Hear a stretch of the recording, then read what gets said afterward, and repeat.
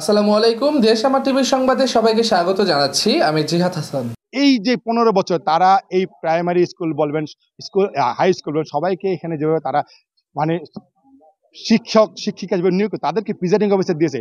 এদেরকে রেখে যদি প্রিজাইডিং অফিসার যদি এই বাংলাদেশে নির্বাচন করে, নির্বাচন আমার মনে হয় সুস্থ হবে না। তাই তাদেরকে সরিয়ে দিয়ে যারা বিগত এই যে নিউট্রাল আছে তাদেরকে নির্বাচন প্রিজাইডিং অফিসার যদি নিয়োগ দেয়, তাহলে এই নির্বাচন ফেব্রুয়ারি নির্বাচন আসবে, সেই নির্বাচন আমি মনে করি সুস্থ হবে এবং নির্বাচন গ্রহণযোগ্য হবে।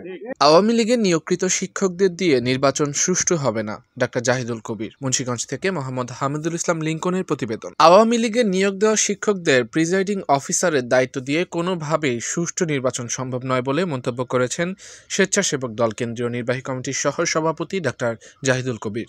বুধবার ২০ আগস্ট দুপুর ১২টায় মুন্সিগঞ্জের সিরাজদিখান উপজেলায় স্বেচ্ছাসেবক দলের ৪৫তম প্রতিষ্ঠাবার্ষিকী উপলক্ষে আয়োজিত র্যালি ও পরিষ্কার পরিচ্ছন্নতা অভিযানে অংশগ্রহণ শেষে সাংবাদিকদের প্রশ্নের জবাবে তিনি এই মন্তব্য করেন। ডাক্তার জাহিদুল কবির বলেন, ফ্যাসিস্ট সরকারের দোসর শিক্ষকদের বাদ দিয়ে নিরপেক্ষ শিক্ষককে প্রিজাইডিং অফিসারের দায়িত্ব দিলে নির্বাচন সুষ্ঠু ও গ্রহণযোগ্য হবে। এ কারণে তাদের দিয়ে সুষ্ঠু ভোট আয়োজন সম্ভব নয়। এ সময় অনুষ্ঠানে প্রধান অতিথি হিসেবে উপস্থিত ছিলেন স্বেচ্ছাসেবক দল কেন্দ্রীয় নির্বাহী কমিটির সহ সভাপতি ডাক্তার জাহিদুল কবির। র্যালি ও আলোচনা সভায় আরও উপস্থিত ছিলেন সিরাজদিখান উপজেলা বিএনপির সভাপতি শেখ মোহাম্মদ আবদুল্লাহ, সাধারণ সম্পাদক এম হায়দার আলী, মুন্সিগঞ্জ জেলা স্বেচ্ছাসেবক দলের সাধারণ সম্পাদক সিদ্দিক মোল্লা, যুগ্ম সাধারণ সম্পাদক মুস্তাফিজুর রহমান রিপন, উপজেলা স্বেচ্ছাসেবক দলের আহ্বায়ক আজিজুল ইসলাম ভূঁইয়া, সদস্য সচিব শেখ মোহাম্মদ রাসেল সহ বিএনপি ও অঙ্গ সংগঠনের নেতাকর্মীরা। উল্লেখ্য, সিরাজদিখান উপজেলা মোড় থেকে র্যালি বের হয়ে প্রধান সড়ক প্রদক্ষিণ করে